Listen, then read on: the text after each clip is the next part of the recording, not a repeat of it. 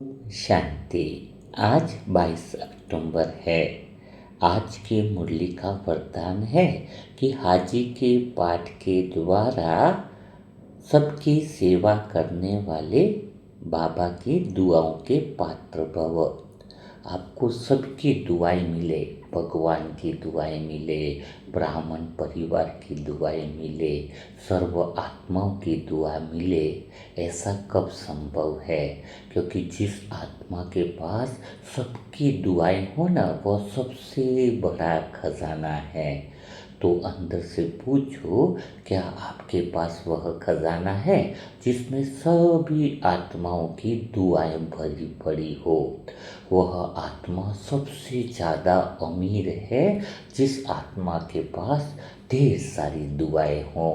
और पद और पोजीशन जो सतयुग में बनेगा, वह भी तो उसी के आधार पर बनता है कि जिस आत्मा ने सच्चे दिल से सबकी दुआएं इकट्ठी करी हो, वह तो मानो ऊंचा पद पाएगा। जिसने शिकायतें ज़्यादा इकट्ठी करी हो, वह तो ऊंचा पद पा नहीं सकता है।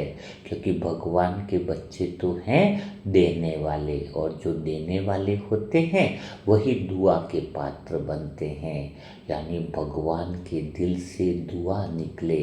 हम सब आत्माएं परिवार वालों को खुश करने में लगे हैं, रिश्ते संबंधियों को खुश करने में लगे हैं। उन सब से कभी भी दुआएं आ नहीं सकती है।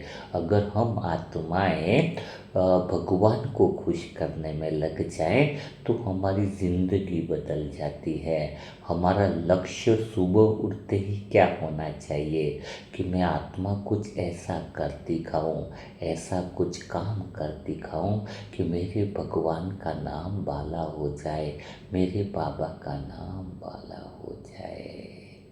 यह भावना जब अंदर से, भीतर से पैदा होती है ना, तब जाकर के हम भगवान की दुआओं के पात्र बनते हैं। और जब तक भगवान की दुआओं के पात्र नहीं बनेंगे, भगवान की पसंद अगर हम बन गए, तो दुनिया की पसंद हम स्वाभाविक रूप से बन जाएंगे। अगर हमारा मुंह संसार की तरफ है तो संसार का मुंह किसी और तरफ होता है, और अगर हमारा मुंह भगवान की तरफ है तो सारी संसार का जो नजरें हैं वह हमारी तरफ होती है। तो हम आत्माओं को ऐसा कर्म करके दिखाना है जो हमें सबकी दुआएं मिले, दिल से दुआएं मिले, ढेर सारी दुआएं मिले। तो ऐसी दुआओं के पात्र तो वही आत्मा बन सकती है जो आत्मा अंदर से सोचे, जिसके अंदर एक संकल्प उठे। कौन सा संकल्प उठे? कि बाबा, मैं दूसरों के लिए कुछ करना चाहती हूँ, पर क्या मेरे पास इतनी शक्ति है कि मैं सच में किसी के लिए दुआ बन सकूँ? है ना? मतलब अंदर से ख्याल हो कि मैं अपना जीवन सफल करना चाहती हूँ, है ना? नहीं तो कई लोग तो पूरा दिन, पूरा समय ऐसे ही निकल जाता है, पूरी उम्र निकल जाती है, जिस जीवन का कोई महत्व नहीं होता है। तो आप अपने आप से पूछो कि इस अशुद्ध में से बाहर निकले हो? अशुद्ध में अहंकार तो सिर्फ मैं और मेरा ही सोचता है। क्या इस मैं और मेरेपन से बाहर निकले हो? तभी आपके अंदर शुद्ध ख्याल आ सकता है। क्या ख्याल? कि मुझे भी कुछ कर दिखाना है, दूसरों के लिए कुछ ऐसा करूं कि दूसरे को खुशी दे पाऊं, शांति दे पाऊं, दूसरों की मदद कर पाऊं। जब ये भावना आपके भीतर से उत्पन्न होती है, तो फिर आप बाबा की दुआओं के पात्र बनने की प्रथम सीढ़ी में प्रवेश कर जाते हो। क्योंकि दुआ देने के लिए कोई शक्ति नहीं चाहिए, कोई बाहुबल नहीं चाहिए। आपके अंदर एकदम शुद्ध भावना चाहिए, पवित्र हृदय चाहिए। दुआ का पात्र वह नहीं बनता है जो बोलता है। बल्कि वह बनता है जो साइलेंस में रहता है, मौन में रहता है, पवित्र हृदय जो रखता है ना, वही आत्मा दुआओं की पात्र बन जाती है। तो अपने हृदय को देखो, क्या आपका हृदय शुद्ध है? क्या आपका हृदय वो पवित्र भाव रखता है? उसके लिए तो आपको स्वयं पर बहुत निगरानी रखनी पड़ेगी। स्वयं पर निगरानी रखेंगे तभी तो पवित्र हृदय बनेगा ना। स्वयं पर निगरानी अर्थात स्वयं पर कृपा करनी होगी। स्वयं पर कृपा यानी स्वयं का आत्मचिंतन, आत्मावलोकन, या कहेंगे कि स्वयं पर स्वयं ही कृपा करने का अर्थ है कि आत्मा आत्मा को तो नहीं देख पाती है ना स्वयं को, लेकिन हम स्वयं जो है अपने आँख पर पड़ी हुई धूल को तो देख पाएँ, कचरे को तो देख पाएँ। क्योंकि जब आत्मा शुद्ध हृदय में रहे, शुद्ध पवित्र स्थान पे रहे, इसका अर्थ है कि शुद्ध मन में स्थित है। लेकिन जब अशुद्ध मन के विचार, अशुद्ध संकल्प में आ जाती है, तो उसका हृदय पवित्र नहीं रह पाता है। अशुद्ध मन में तो अहंकार होता है, और अहंकार तो बड़ा शत्रु होता है। वह तो हमेशा दुख और परेशानी में रहता है। तो स्वयं को पहचानना और स्वयं पर कृपा करने का अर्थ क्या हुआ कि स्वयं जज करे, अगर मैं दुखी हूँ, मैं परेशान हूँ, मैं तकलीफ में हूँ, यह पहले स्वीकार करे और फिर निर्णय ले कि इस दुख का कारण है क्योंकि मेरा अभी भी सोचना अशुद्ध मन की जगह से हो रहा है, अहंकार के केंद्र से हो रहा है।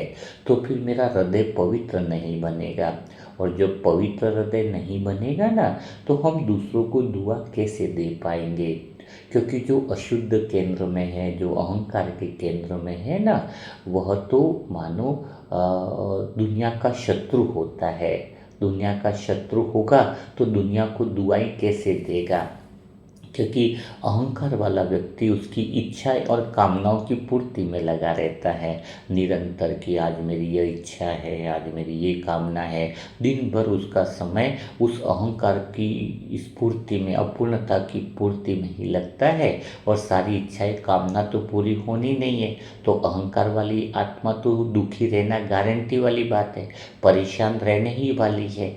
और जब वह दुखी और परेशान रहेगी तो दोष किसको देगी? दोष देगी दुनिया वालों को, आसपास वालों को। मेरी भाभी ऐसी है, मेरी बहन ऐसी है, मेरी माँ तो पूछो ही मत, बहुत गुस्सा करती है। ये दोष वास्तव में तुम क्यों दे रहे हो? क्योंकि तुम अहंकार के केंद्र में स्थित हो, अशुद्ध मन के अंदर स्थित हो।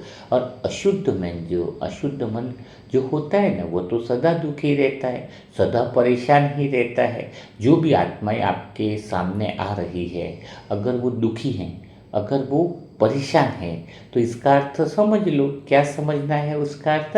कि वह अशुद्ध मन के केंद्र पर स्थित हैं।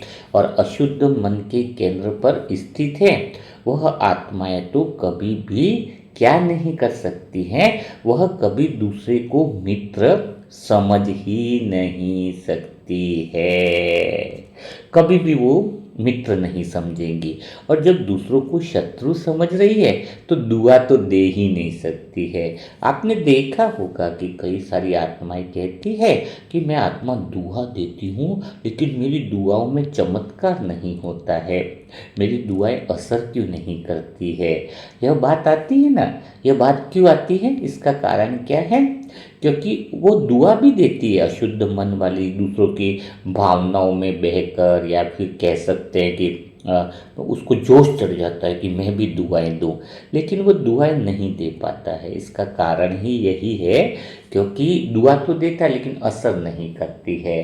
क्योंकि उसके लिए तो संसार सारा अंदर से दुश्मन ही लगता है, भीतर से रिश्तेदार समझो, ये भीतर में कहीं न कहीं भाव रहता है कि अच्छा नहीं है, इसमें तो यह कमी है, इसमें तो यह बुराई है ना? तो वो अहंकार जो हमेशा, क्योंकि अहंकारी व्यक्ति जो होती है उसको जो सुख भी मिलता है वो थोड़े समय तक मिलता है, वो सुख भी किस में बदल जाता है, वह सुख भी दुख में बदल जाता है। तो उसको ये समझना चाहिए, उसको ये परखना चाहिए कि जैसे आग के ऊपर धुआं होता है, आग के ऊपर जैसे धुआं होता है तो वह रोशनी छिप जाती है। तो जब आंखों पर अंधकार की, अहंकार की पट्टी लग जाती है, अशुद्ध संकल्प की पट्टी लग जाती है, तो वह आत्मा शुद्ध मन को यानी आत्मा को भी नहीं देख पाती है, भगवान का भी अनुभव नहीं कर पाती है। तो इस अशुद्ध में मन को रहकर आपको मिला क्या है, जज करो। जब आपको ज्ञान आ गया, समझ आ गई कि शुद्ध मन में पवित्र हृदय होता है, शुद्ध मन में पवित्र संकल्प होते हैं, शुद्ध संकल्प होते हैं, शुद्ध मन में रहकर आप संसार की सारी इच्छाओं और कामनाएं, जो शुद्ध इच्छाएं, शुद्ध कामनाएं हैं, वो स्वतः ही पूरी होती है। शुद्ध मन में सदा काल का सुख है, अशुद्ध मन में अल्पकाल का सुख है, बाहरी सुख है जो अल्पकाल के लिए है। तो शुद्ध मन में रहने में फायदा कितना है, जब आत्मा इस फायदे को समझती है तब जाकर के वह दुआ ही दे सकती है। क्योंकि दुआ देने के लिए कौन सी बात पक्की हुई, शुद्ध दुआ देने के लिए आपका हृदय पवित्र होना चाहिए, है ना। हृदय रूपी पात्र, हृदय क्या है, एक पात्र है। और ये दुआ का पात्र कब बनेगा, जिस पात्र में प्रेम हो, सबके लिए शुभ भावना हो, सबके लिए शुभ कामना हो। तो जब आपका हृदय इतना प्रेम रूपी पात्र बन जाए तब तो आपकी दुआ सेकंड में असर करती है। देखा है ना, किसी किसी के बोल एकदम मानो ऐसे लगते हैं कि वरदान बन गए हो। किसी के बोल में इतना विश्वास झलकता है कि मानो इस आत्मा ने कह दिया कि यह ठीक होने ही वाला है, यह तो बढ़िया होने ही वाला है, इसका तो जीवन बदलने ही वाला है। तो उसके बोल में बहुत ज़्यादा पावर होता है। वो पावर क्यों होता है, क्योंकि वह ऊपर से नहीं बोलता है, वो शुद्ध हृदय से बोलता है, शुद्ध मन से बोलता है। अशुद्ध मन का केंद्र बहुत ज़्यादा पावरफुल होता है। तो आप जब आपको सभी बातों की नॉलेज हो गई है कि शुद्ध मन के केंद्र में क्या फ़ायदा है, अशुद्ध मन के केंद्र में जीने से क्या फ़ायदा है, तो फिर निर्णय क्यों नहीं ले पाते हो, इसका कारण क्या है। क्योंकि आपको समझ में आए ना कि अशुद्ध मन में, अहंकार में तो अल्पकाल का सुख है, आत्मा की शक्ति क्षीण होती है, अहंकार वाली व्यक्ति तो भगवान से दूर होती जाती है। अशुद्ध मन वाला बंधन बनाता है, हमेशा बंधनों में फंसाता है। शुद्ध मन बंधनों से मुक्त करता है। शुद्ध मन अपने पवित्रता, शांति, जो ओरिजिनल संस्कार है उसको बढ़ावा देता है। शुद्ध मन में दुआएं शामिल होती है, वह दुआओं का पात्र बन जाता है। लेकिन फिर भी आप शुद्ध मन के केंद्र पर इसलिए नहीं आ पाते हो, कारण स्पष्ट है, आपको डर लगता है। अगर मैंने ये जो मेरा घर छोड़ दिया, मेरा परिवार छोड़ दिया, मेरा बिजनेस छोड़ा, तो ये सब कर्जों का क्या होगा, परिवार का क्या होगा, इसका क्या होगा। यह प्रश्न नहीं है, यह माया है जो आपको उलझा देती है, आपको शुद्ध मन की तरफ यात्रा नहीं करने देती है, सत्य की तरफ बढ़ने से रोक देती है। लेकिन अगर देखा जाए, आपकी समझदारी बहुत अगर अच्छी है, बाबा पे दृढ़ निश्चय है, बाबा पे भरोसा है, बाबा पे विश्वास है, तो आपको यह बात समझ में आनी चाहिए कि शुद्ध मन का केंद्र पर स्थित होने का अर्थ है सारी माया और प्रकृति उसकी दास बन जाती है। माया प्रकृति की आत्मा फिर गुलाम नहीं रहती है, वह उसकी मालिक बन जाती है। तो जब पूरे संसार प्रकृति के पांचों तत्व पर आप मालिक बन गए हो, है ना, तो मालिक बन गए तो क्या फिर आपके पास किसी चीज़ की कोई कमी रहेगी, है ना। कोई भी किसी भी चीज़ की आपके पास कमी नहीं रहेगी, स्वतः ही सब चीज़ें पूरी होती जाएंगी। इसी को तो वरदान कहते हैं। दान कौन सा होता है, दान तो वह होता है जो बोल कर दिया जाता है कि 5 लाख दिए, 6 लाख दिए, है ना। वो मंदिरों में पट्टी लगाते हैं कि इसके द्वारा 5 लाख मिले, इसके द्वारा 2 लाख मिले, है ना। और महादान कौन सा होता है? जो गुप्त दान होता है, जो पेटी में डालते हैं, नाम नहीं बताते हैं, उसको कहते हैं महादान, है ना। नाम नहीं लिया जा रहा है लेकिन उसके अंदर डाल दिया जाता है। लेकिन तीसरी एक चीज़ होती है जिसको कहते हैं वरदान। वरदान सिर्फ भगवान से मिलता है, अर्थात तुम्हें जिस समय जो चीज़ की ज़रूरत होगी वह उस समय स्वतः ही प्रकट हो जाएगी, उस समय स्वतः ही मिलती जाएगी। क्योंकि आज आपको कोई चीज़ें दे दे, कल कुछ और चीज़ की ज़रूरत पड़ी तो क्या होगा।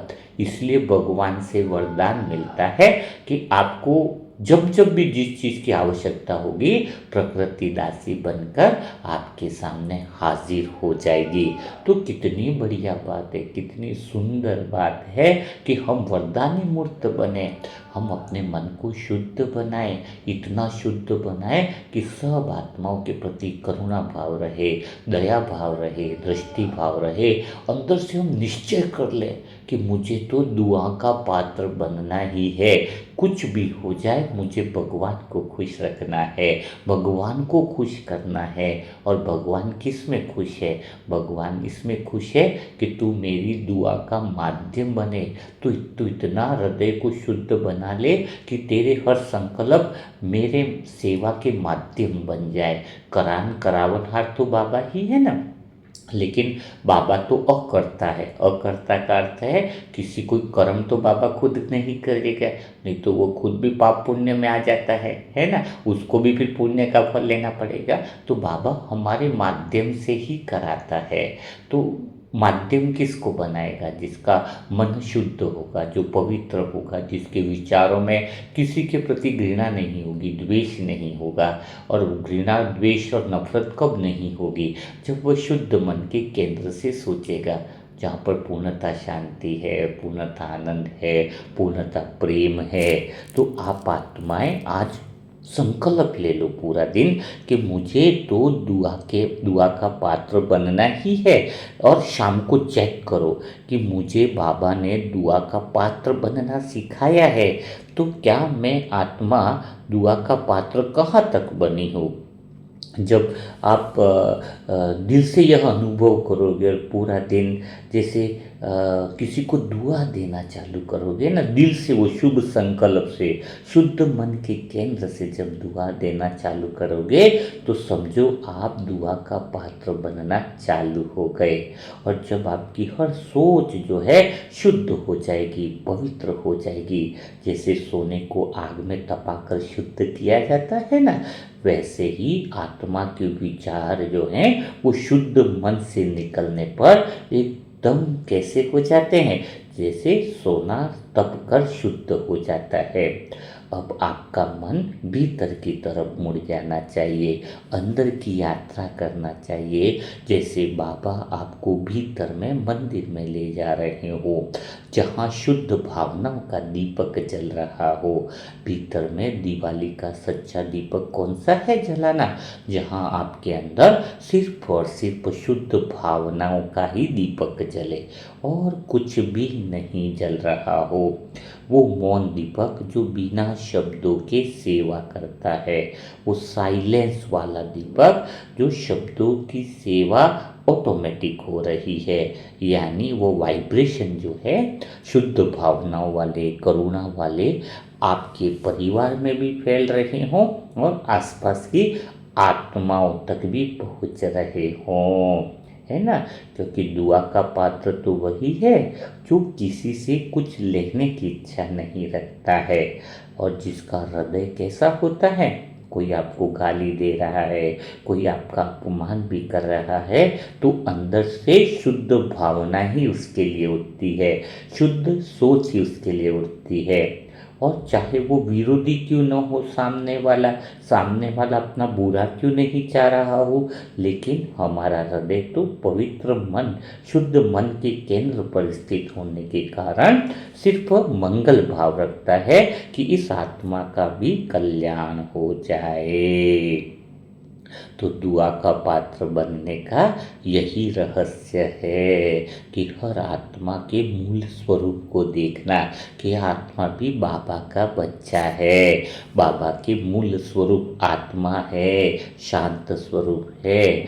जब आपकी ये भावनाएं पूरा दिन चलेगी, शुद्ध संकल्प का दिया अंदर चलता रहेगा, तो आप मानो उस पवित्र स्थिति में डूबने लगोगे।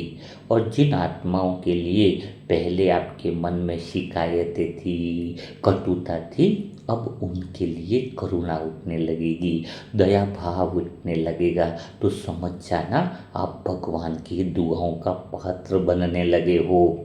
जहाँ दिल में पहले दूसरों के लिए, परिवार की कुछ आत्माओं के लिए शिकायतें थी, अब संवेदना बनकर भीतर में बहने लगेगी। जहाँ लोगों से, रिश्तों में, संबंधों में बहुत दूरी थी, अब वहाँ पर आपको अपनापन महसूस होने लगेगा। सब बाबा के हैं, सब मेरे हैं और मैं बाबा का हूँ। और बाबा की वह अंतर मन में आवाज़ आपको गूंजने लगेगी। बाबा खुद कहेंगे, जब तुम दुआ के पात्र बन जाते हैं, जब तुम किसी आत्मा के लिए शुभ सोच रखती हो, तो वह सोच मेरे माध्यम से सब तक पहुंचने लगती है। इसलिए अपने संकल्प को पवित्र बना लो, क्योंकि वही संकल्प दुआ की धार बन जाते हैं। बाबा आपको सेवा में यूज करेगा, आपके द्वारा बोले हुए बोल सफल होने लगेंगे, आपके द्वारा कही हुई बातें सिद्ध होने लगेंगी। तो आप आत्मा समझ गई ना कि दुआ का पात्र बनने का अर्थ है हर परिस्थिति में प्रेम की दृष्टि रखना। क्योंकि जब दृष्टि निर्मल हो जाती है ना, तो शब्दों की आवश्यकता ही नहीं रहती है। वो मौन शुद्ध मन का पवित्र केंद्र ही एकदम सच्ची दुआ बन जाता है। आप महसूस करो कि बस बाबा तो दुआ का पात्र बना रहा है, और दुआ का पात्र यानी हृदय का पात्र है। और आपके हृदय के पात्र में अगर ये बातें अनुभव कर रही हैं, तो मैं देख रहा हूँ कि आपके हृदय के पात्र में सिर्फ प्रेम रखा हुआ है, शुभ भावनाएं हैं और करुणा है। आपके हृदय के पात्र में अब किसी के लिए शिकायतें नहीं है, किसी के लिए मन मुटाव नहीं है। आप तो बाबा के बच्चे हो, उस करुणा के सागर के बच्चे हो, दया के सागर के बच्चे हो। भला आप किसी के लिए बुरा कैसे सोच सकते हो?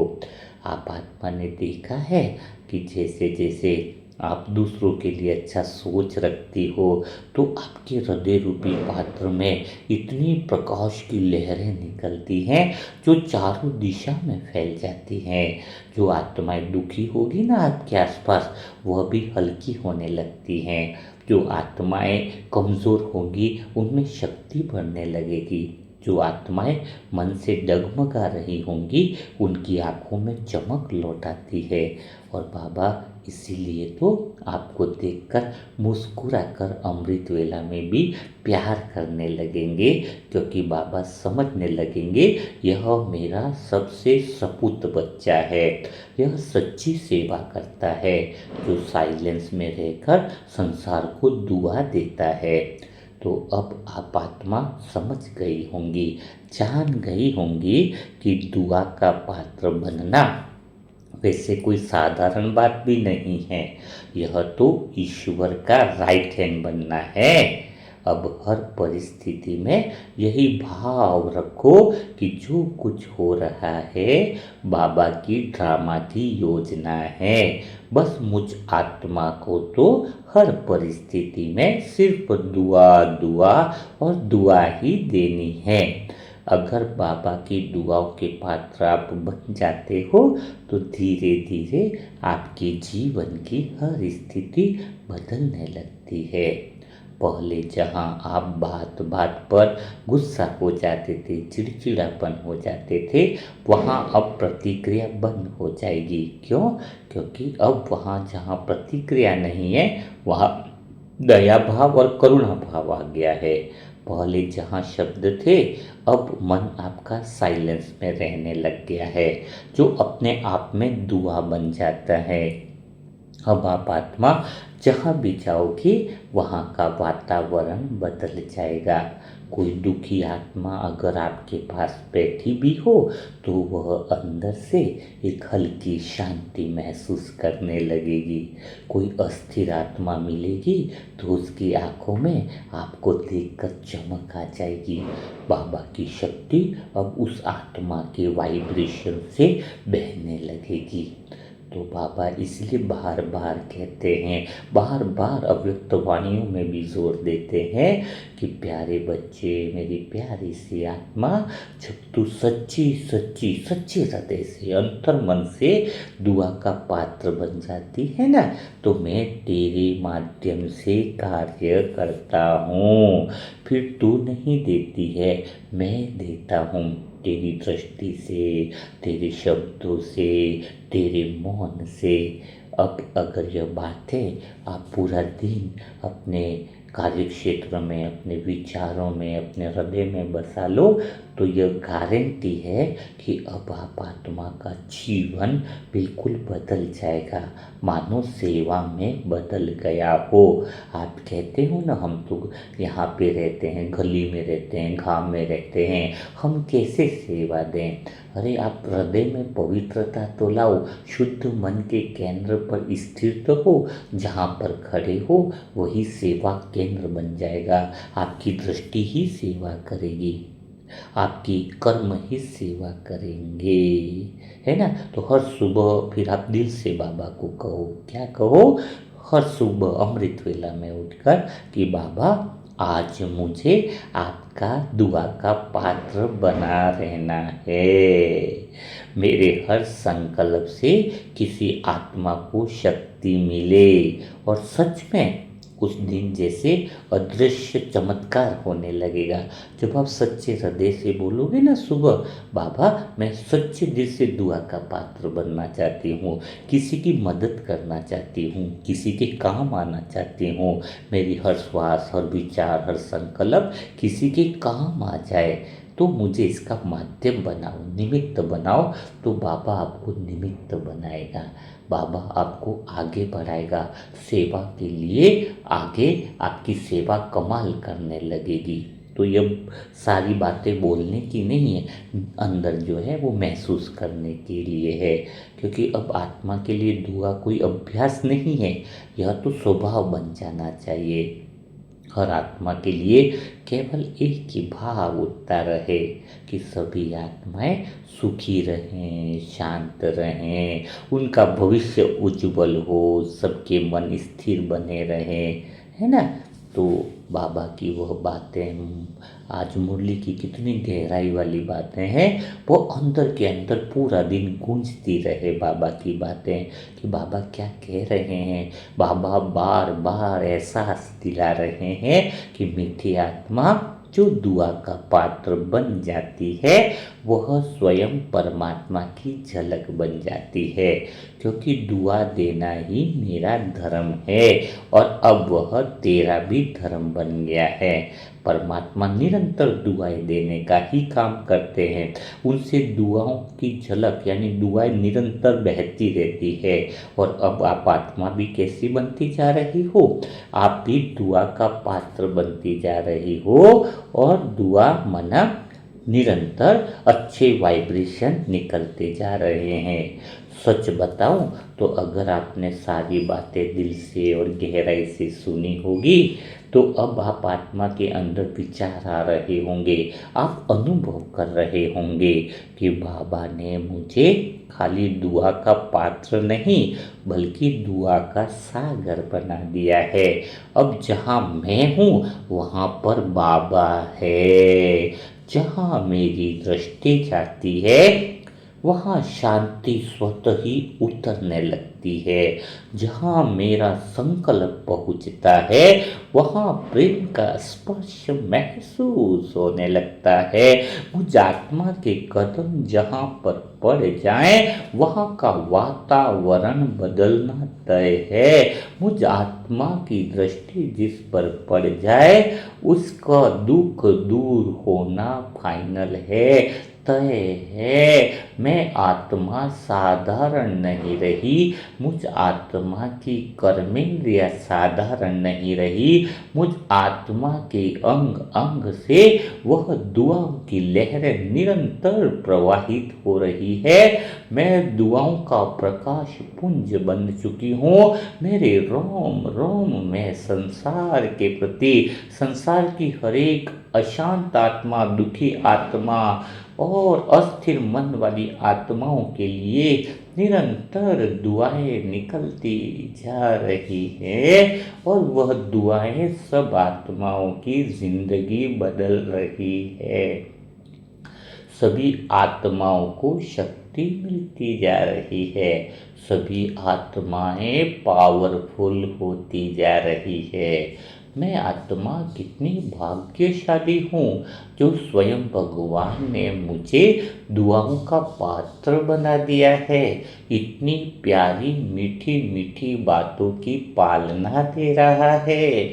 मैं आत्मा तो सिर्फ और सिर्फ भगवान को खुश रखने का ही प्रयास करूंगी।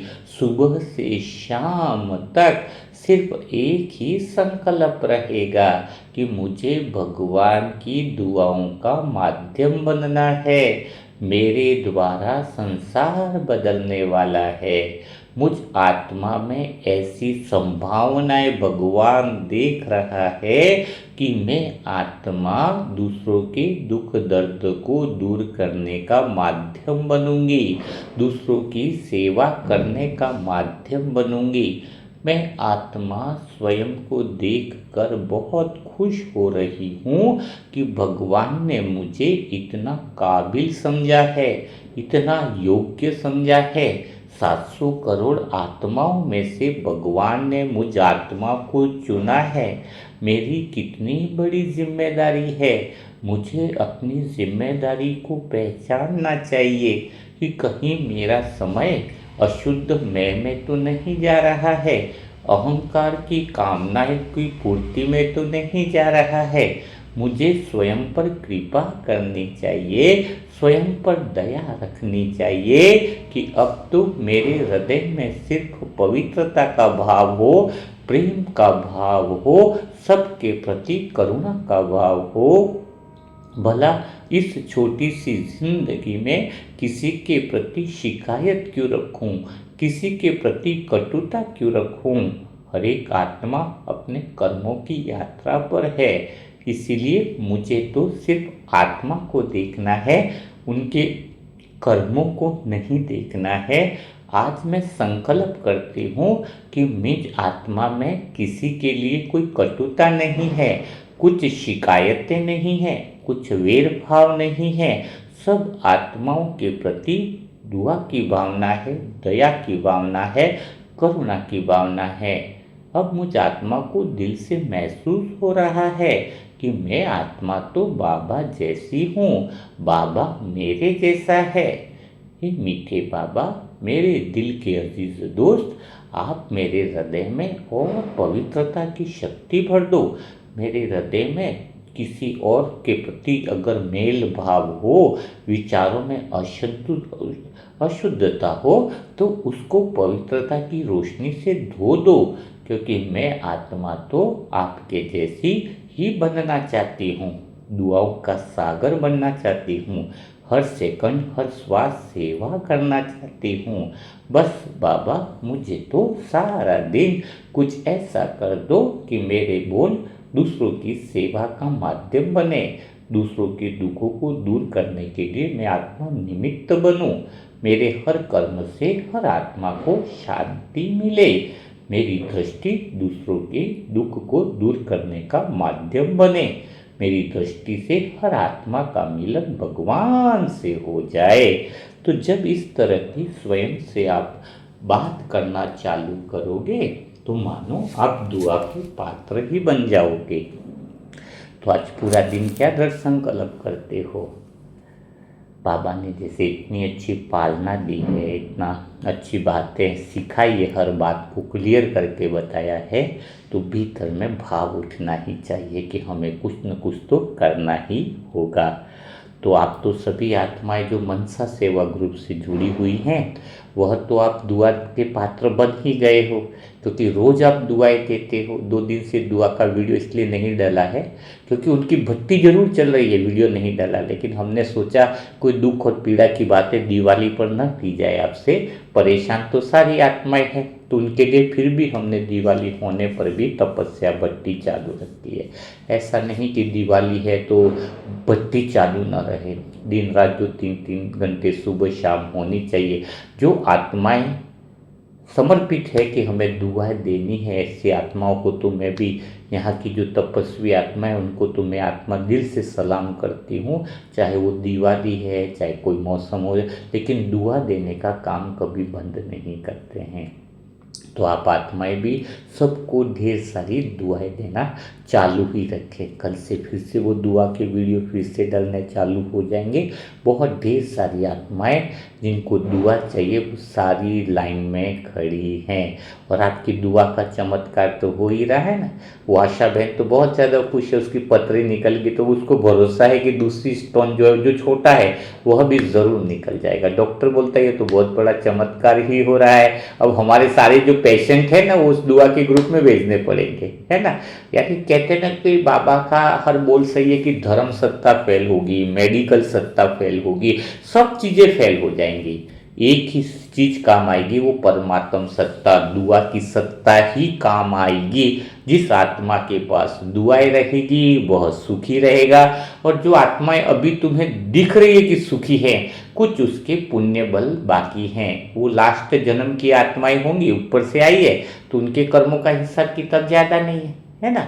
इसलिए वो आपको लग रहे होंगे ये तो सुखी बहुत ज्यादा दिख रहे हैं, हम भगवान को याद कर रहे हैं फिर भी हम दुखी है।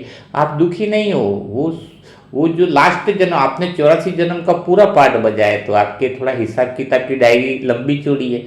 वो तो कुछ जन्म की आत्मा है, तो उनको तो संसार का सुख तो देखेगा ही, है ना।